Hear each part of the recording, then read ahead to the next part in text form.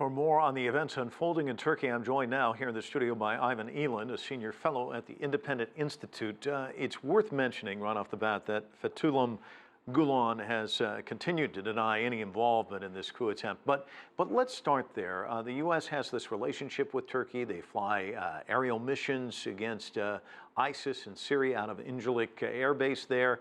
And yet Erdogan continues to push for extradition. Is this going to get dicey, the relationship between the United States and Turkey over this issue, you think?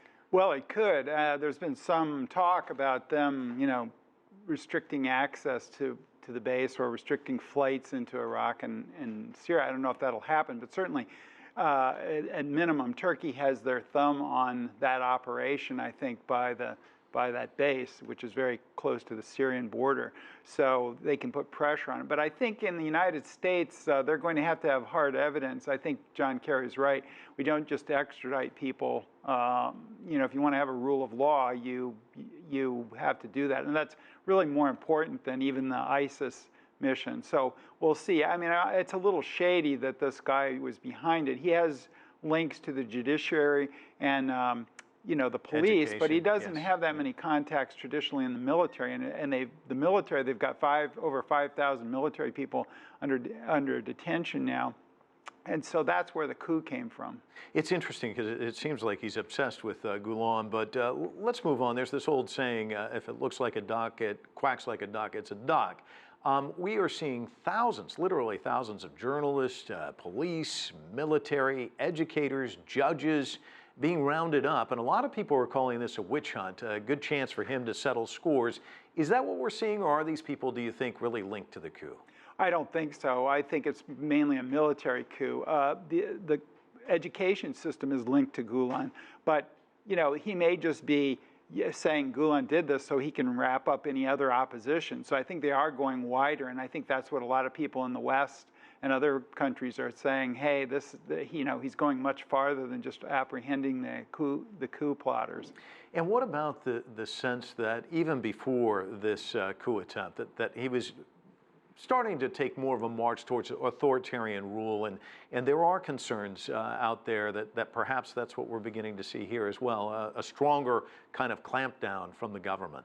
Yeah, I think either way you're going to get more authoritarianism in Turkey. Either if the military had taken over, been pretty much slap in the face for democracy. This will probably erode over time. But I think he was in political trouble before this, and he did orchestrate the flare-up with the Kurds. They were making peace, and he did that for political reasons because he was in political trouble.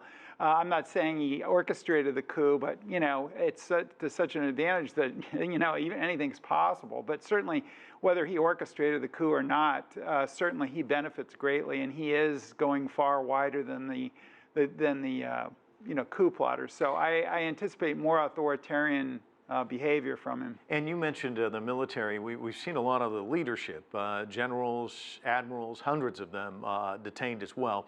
And the reason why that's of interest is because this is a country admittedly has problems with terrorism. The PKK is what the government seems most concerned with, but ISIS, we know that it's been the jihadi freeway, highway, if you will.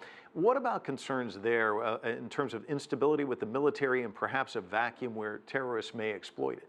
Well, I think that the terrorism has worked to his advantage as well. I mean, as I say, they were making peace with the Kurds.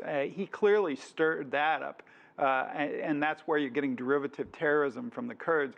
Also, before that, he allowed militants financing arms and everything to go into Syria because he wanted these rebels to overthrow Assad, because he ran afoul he had previously been okay with Assad, and then he decided, hey, Assad's got to go. So he has helped create the terrorist backlash that he now has. That was very unwise of him, I think. But so he's partially responsible for these terrorist attacks as well. And things do not look good moving forward in your estimation then, I guess. No, I think it's unfortunately for the Turkish people, I think you're going to see more authoritarianism, and it's going to be a more gradual descent than had the military taken over. Certainly, I think it's better that the military is not in charge of Turkey, but I think you're going to see, unfortunately, with all this conflict, terrorism, and the coup, you're going to see democracy erode there.